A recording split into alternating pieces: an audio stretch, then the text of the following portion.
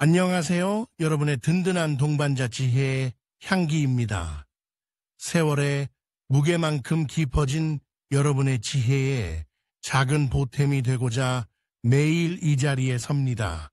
함께 웃고 함께 배우는 우리의 소중한 시간, 지금 바로 시작해 보겠습니다. 여러분 안녕하세요.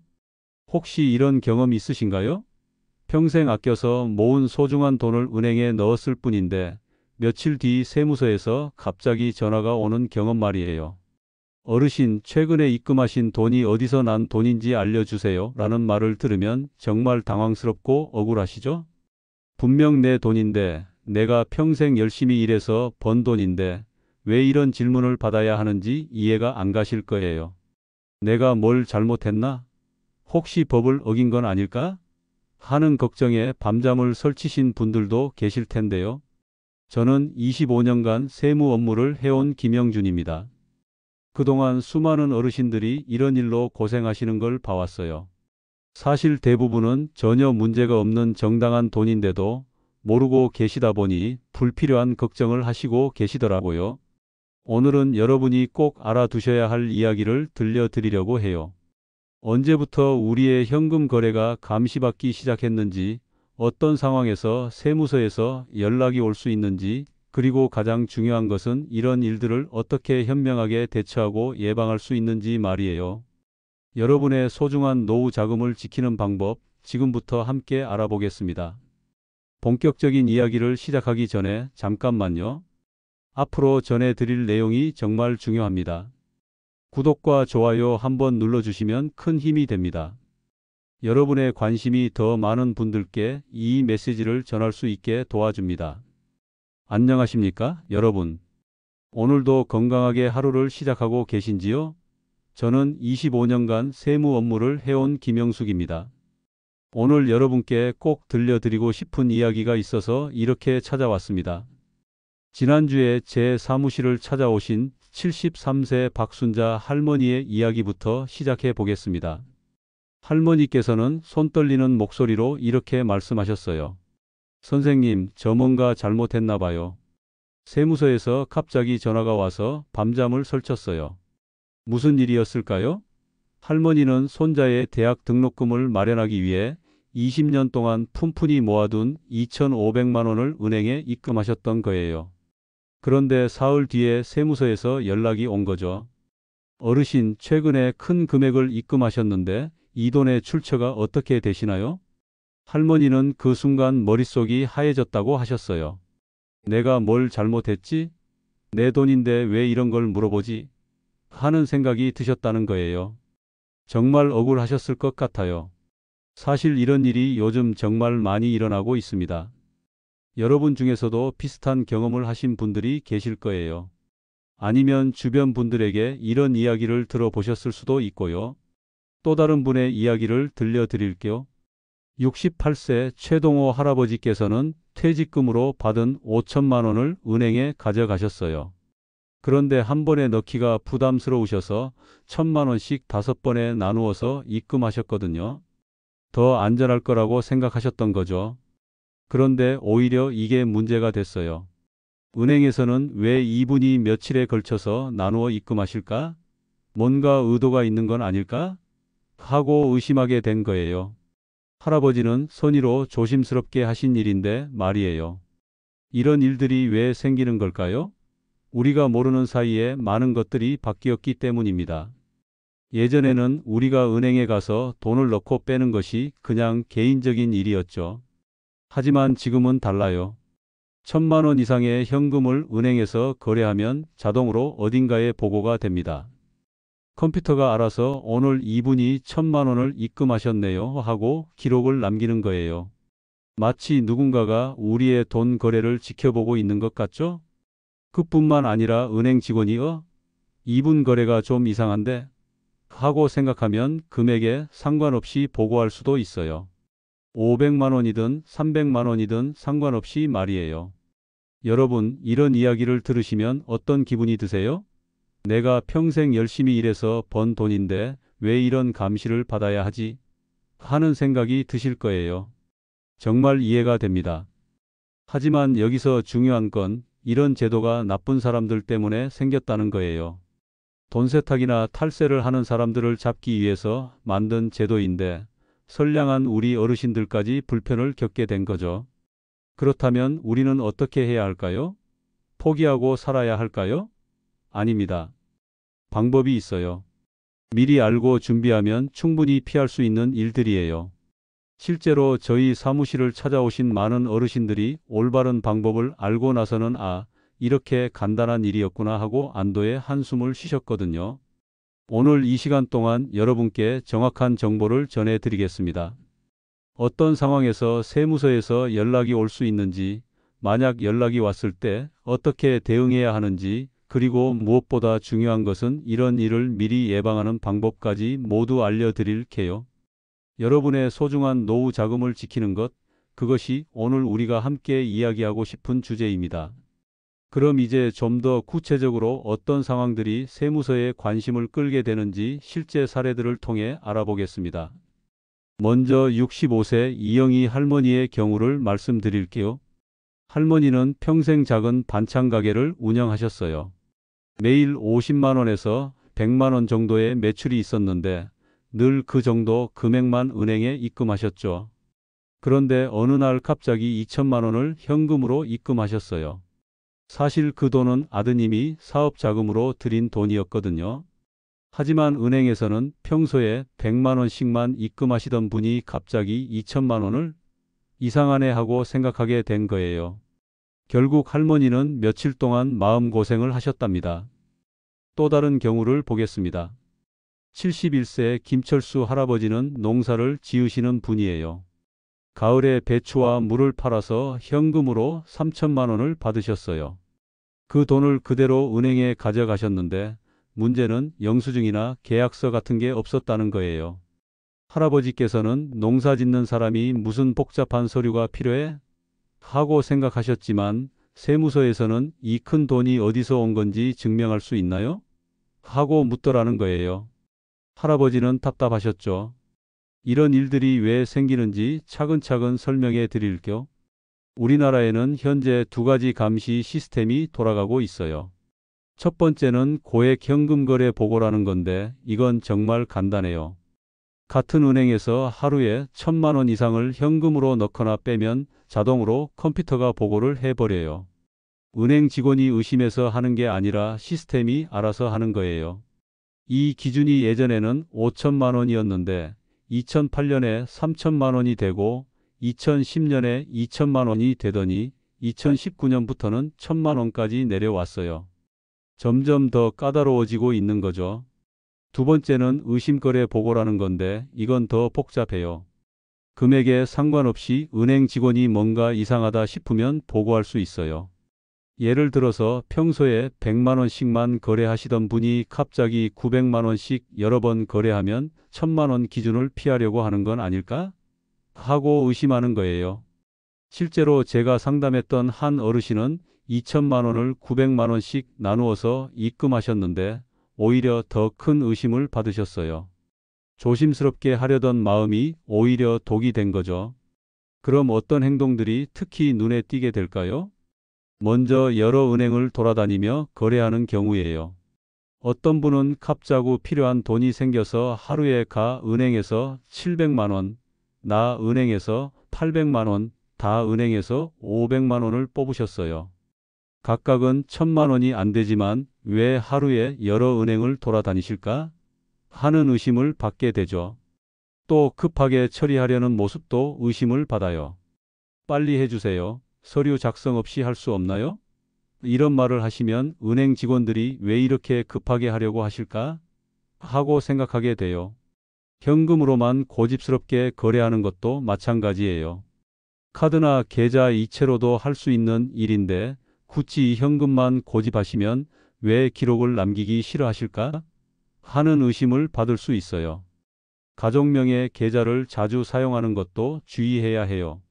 본인 명의가 아닌 부인이나 자녀 계좌로 계속 거래하시면 혹시 세금을 피하려고 하는 건 아닐까? 하는 생각을 하게 되죠. 여기서 중요한 건 이런 행동들이 무조건 나쁘다는 게 아니에요. 대부분은 정당한 이유가 있는 거래들이거든요. 문제는 그 정당한 이유를 제대로 설명하지 못할 때 생기는 거예요.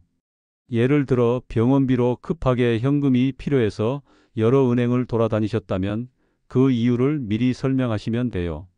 농산물을 팔아서 현금을 받으셨다면 간단한 메모라도 남겨두시면 나중에 증명할 수 있고요. 실제로 세무서에서 연락이 오는 경우를 보면 대부분은 단순한 확인차 연락하는 경우가 많아요.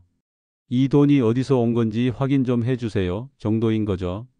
하지만 이 순간에 어떻게 대응하느냐에 따라서 작은 문제가 큰 문제로 번질 수도 있고 반대로 깔끔하게 정리될 수도 있어요. 다음에는 만약 여러분께 세무서에서 연락이 왔을 때 어떻게 대응해야 하는지, 그리고 무엇보다 이런 상황을 미리 예방하는 방법에 대해 자세히 말씀드리겠습니다. 그럼 이제 가장 중요한 부분을 말씀드리겠습니다. 만약 세무서에서 연락이 왔을 때 어떻게 대응해야 하는지, 그리고 절대 하면 안 되는 것들은 무엇인지 실제 사례를 통해 알아보겠습니다. 먼저 잘못 대응한 사례부터 보겠습니다. 69세 한말순 할머니께서 세무서에서 전화를 받으셨을 때 일어난 일이에요. 할머니는 너무 놀라신 나머지 그런 거래 안 했는데요. 전혀 모르는 일이에요 라고 말씀하셨어요. 그런데 나중에 통장을 확인해 보니 실제로 그 거래가 있었던 거예요. 할머니는 워낙 당황하셔서 기억이 안 나셨던 건데 세무서 입장에서는 거짓말을 하시는 건 아닐까? 하는 의심을 갖게 된 거죠. 그 뒤로 더 꼼꼼하게 조사를 받게 되셨어요. 또 다른 경우로는 70세 김정수 할아버지가 계셨어요. 할아버지는 세무서에서 연락이 오자마자 죄송합니다. 제가 잘못했습니다. 어떻게 하면 되죠? 라고 말씀하셨어요. 사실 그 돈은 자녀가 효도 차 드린 돈이었는데 할아버지께서 너무 성급하게 잘못을 인정하신 거예요. 나중에 계산해 보니 연간 공제 한도 내에서 받은 돈이라 전혀 문제가 없는 돈이었거든요. 하지만 이미 잘못했다고 인정하신 뒤라 설명하기가 더 어려워졌어요. 심지어 어떤 할머니는 서류 좀 보여달라는 말에 집에 있는 통장을 모두 가져가셨어요. 관련 없는 다른 거래까지 보여드리시면서 새로운 의혹만 키우셨죠. 이런 실수들을 피하려면 어떻게 해야 할까요? 첫 번째로 절대 거짓말을 하시면 안 돼요. 당황스럽더라도 잠깐만요. 확인해보고 다시 연락드리겠습니다. 라고 말씀하시는 게 좋아요. 세무서 직원들도 사람이에요. 충분히 이해해 줍니다. 두 번째로 성급하게 잘못을 인정하지 마세요. 상황을 정확히 파악하지도 않고 죄송하다고 하면 오히려 문제가 커질 수 있어요. 일단 무슨 일인지 자세히 들어보시고 시간을 달라고 하세요. 세 번째로 관련 없는 서류까지 다 보여주지 마세요. 꼭 필요한 자료만 제출하시고 다른 것들은 요청받지 않는 한 보여주지 마세요. 그럼 올바른 대응 방법을 성공한 사례로 말씀드릴게요. 67세 김정호 할아버지께서 세무서에서 연락을 받으셨을 때 이렇게 하셨어요. 아, 그 건에 대해서 문의하시는 거군요. 정확한 내용을 확인해 보고 내일 오전에 다시 연락드리겠습니다. 라고 차분하게 말씀하셨어요. 그리고 그날 저녁에 관련 서류들을 정리하시고 국번 없이 126번으로 전화해서 미리 상담을 받으셨어요. 다음 날 세무서에 전화 드릴 때는 제가 작년에 받은 퇴직금입니다. 퇴직금 명세서와 통장 내역이 있습니다. 라고 명확하게 설명하셨어요. 결과는 3일 만에 깔끔하게 해결됐어요. 할아버지께서 성공할 수 있었던 비결은 무엇일까요? 바로 침착하게 대응하시고 미리 준비를 하셨기 때문이에요. 이제 예방법에 대해 말씀드리겠습니다. 사실 가장 좋은 방법은 이런 일이 생기기 전에 미리 준비하는 거예요. 현금 거래를 하실 때는 반드시 관련 서류를 준비해서 가세요. 부동산을 팔아서 받은 돈이라면 매매 계약서를, 퇴직금이라면 퇴직금 명세서를 함께 가져가시면 돼요. 농산물을 팔아서 받은 돈이라면 간단한 메모라도 써두시고요. 현금의 출처를 항상 기록해 두세요. 2020년 퇴직금으로 받은 돈을 집에 보관하다가 입금함, 2019년부터 2023년까지 매월 생활비에서 조금씩 모은 돈, 이런 식으로 메모해 두시면 나중에 설명하기가 훨씬 쉬워져요. 현금보다는 계좌 이체를 활용하시는 것도 좋은 방법이에요. 특히 가족 간에 돈을 주고받을 때는 꼭 계좌 이체로 하시고 메모란에 용돈, 생활비, 교육비 이렇게 목적을 적어두세요. 자동으로 기록이 남고 출처도 명확해져요. 현금 영수증도 꼭 챙기세요. 현금으로 뭔가를 사셨을 때는 반드시 현금 영수증을 받아두시고 개인 사업을 하시는 분들은 현금 매출이 있을 때마다 현금 영수증을 발급해 주세요. 무엇보다 중요한 건 국번 없이 126번을 적극 활용하시는 거예요. 평일 아침 9시부터 저녁 6시까지 언제든지 전화하실 수 있어요. 이런 경우에는 세금을 어떻게 내야 하나요? 라고 미리 물어보시면 정확하게 답변해줘요. 또한 사전 답변 제도라는 것도 있어요. 큰 거래를 하기 전에 세무서에 미리 질의서를 내면 서면으로 답변을 해줘요. 이 답변에 따라 처리하면 나중에 문제가 되지 않아요. 혹시 이미 잘못 낸 세금이 있다면 포기하지 마세요. 5년 내에는 돌려달라고 요청할 수 있어요. 실제로 제가 상담한 어르신 중에서도 이 방법으로 수백만 원을 돌려받으신 분들이 많이 계셔요. 기억하세요. 세금은 무서운 게 아니에요. 정확히 알고 준비하면 충분히 관리할 수 있어요. 이제 마지막으로 이 모든 것을 성공적으로 실천한 분의 이야기를 들려드리며 여러분께 꼭 기억해 주셨으면 하는 말씀을 전해드리겠습니다. 69세 서순옥 할머니의 이야기예요. 할머니는 오래 살던 집을 팔고 아파트로 이사를 가셨는데 집을 팔아서 받은 돈이 8천만 원이나 됐어요. 예전 같으면 그냥 은행에 가서 넣으셨을 텐데 할머니는 이런 일들에 대해 미리 알고 계셨어요. 먼저 할머니께서는 126번에 전화하셨어요. 집을 팔아서 받은 현금 8천만 원을 은행에 입금하려고 하는데 어떻게 해야 하나요? 라고 물어보셨죠. 상담원이 친절하게 부동산 매매 계약서와 함께 가시면 됩니다. 특별히 문제될 것 없어요 라고 답변해 주셨어요. 은행에 가시기 전에는 미리 전화해서 오늘 부동산 매매 대금으로 8천만 원을 입금하러 가겠습니다 라고 알려주셨어요. 그리고 매매 계약서와 등기부 등본까지 챙겨서 가셨죠. 은행에서 용도를 물어보니 집을 팔아서 받은 돈입니다. 계약서도 가져왔어요 라고 당당하게 말씀하셨어요. 은행 직원도 그렇군요. 서류 확인해 보겠습니다 라고 하시더니 별 문제 없이 처리해 주셨대요. 결과는 아무런 연락도 오지 않았어요. 할머니는 미리 알고 준비하니까 이렇게 쉬운 일이었구나라고 말씀하셨어요. 할머니의 성공 비결은 무엇이었을까요? 바로 미리 준비하고 당당하게 대응하셨기 때문이에요. 또 다른 성공 사례도 있어요.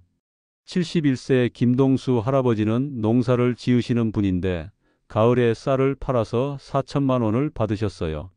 할아버지는 이제 영수증 같은 걸 받기 어려운 거래라는 걸 아시고 미리 간단한 메모를 써두셨어요.